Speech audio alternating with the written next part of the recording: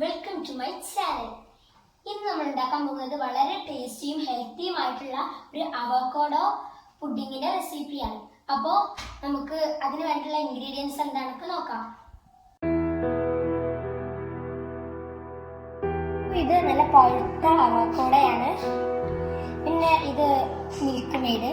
ഈ milk made ഇത് ഓപ്ഷണലാണ്, നമുക്ക് വേണമെങ്കിൽ മാത്രം എടുത്താൽ മതി. ഇത് എടുത്താൽ നല്ല ടേസ്റ്റ് ആയിരിക്കും. പിന്നെ 500 ml പാല്, പിന്നെ 10 ഗ്രാം ചൈന ഗ്രാസ്. ഈ 10 ഗ്രാം ചൈന ഗ്രാസ് ഞാൻ 1 കപ്പ് വെള്ളത്തിൽ കുതിർത്തി എടുക്കാണ്.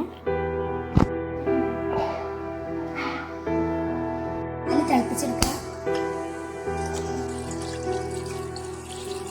പാല് തിളക്കാനായിട്ട് വെക്കാം. അപ്പോൾ നമ്മുടെ പാല് നല്ലവണ്ണം തിളച്ച് വരുന്നുണ്ട്. ഇത് നമുക്ക് ഇതിലേക്ക് 1 കപ്പ് പഞ്ചസാര ചേർത്ത് കൊടുക്കാം. ഓരോരുത്തരുടെ അളവിനനുസരിച്ച് പഞ്ചസാര ചേർത്താൽ മതി. നല്ലപോലെ മിക്സ് ചെയ്യാം. ഇതിലേക്ക് നമുക്ക് 4 ടീസ്പൂൺ കണ്ടൻസ് മിൽക്ക് ഒഴിക്കുകയാണ്.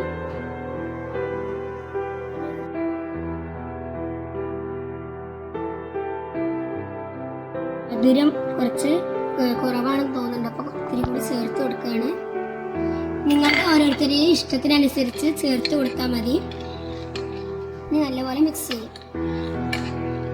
പാല് തിളച്ച് വരുന്ന സമയം കൊണ്ട് നമ്മൾ നേരത്തെ കുതിർത്ത് വെച്ച ചൈന ഗ്രാസ് നമുക്കൊന്ന് മെൽറ്റ് ചെയ്തെടുക്കാം.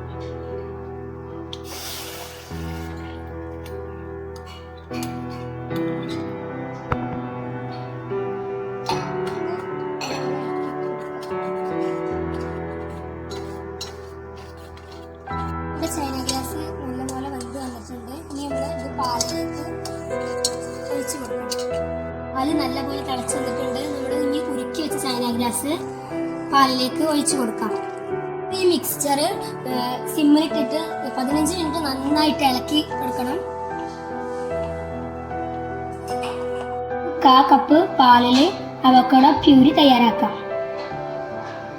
അവോക്കാഡോ പ്യൂരി ഇവിടെ തയ്യാറായിട്ടുണ്ട്.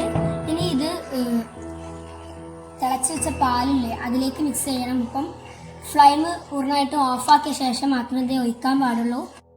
ഒട്ടും വേവിക്കുന്നില്ല. അതുപോലെ തന്നെ മിക്സിയിൽ അരച്ച ശേഷം ഇതിലേക്ക് മിക്സ് ചെയ്യാണ്. അപ്പോൾ അവോക്കാഡോയുടെ അതേ ഒരു ഫ്ലേവർ നമ്മുടെ പുഡിങ്ങിന് കിട്ടും. നമ്മുടെ പ്യൂരി ഒഴിച്ചു കൊടുത്തതിന് ശേഷം നല്ലപോലെ ഇളക്കി കൊടുക്കുക.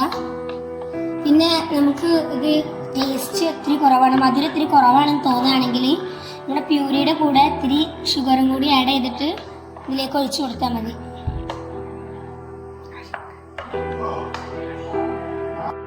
ഇതിലെ ബബിൾസ് ഒക്കെ പോകാൻ വേണ്ടി നല്ല തട്ടി കൊടുക്കുക.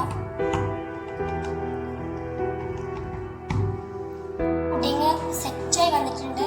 ഇനി ഇത് ഡെക്കറേഷനൊക്കെ ചെയ്ത് 6 മണിക്കൂർ ഫ്രീസറിൽ വെക്കേണ്ട, ഫ്രിഡ്ജിൽ വെച്ചാൽ മതി.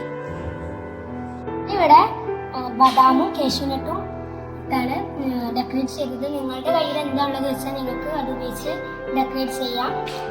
ഈ പുഡിങ് വളരെ ഹെൽത്തിയും വളരെ ടേസ്റ്റിയുമായിരിക്കും. മണിക്കൂറിന് ശേഷം നമ്മൾ ഫ്രിഡ്ജിൽ നിന്നെടുത്ത അവോക്കാഡോ പുഡിങ് അടിപൊളിയായിട്ടുണ്ട്. നല്ല സോഫ്റ്റ് ആയിട്ടുണ്ട്. ഇപ്പോൾ എല്ലാവരും ഇത് മറക്കാതെ ട്രൈ ചെയ്യണം. നിങ്ങൾക്ക് എല്ലാവർക്കും ഇഷ്ടപ്പെടും. എല്ലാവരും സബ്സ്ക്രൈബ് ചെയ്യുക. Please like and share. ഇനി അടുത്ത വീഡിയോ ആയി വരുന്നവരെ എല്ലാവർക്കും ബൈ ബൈ.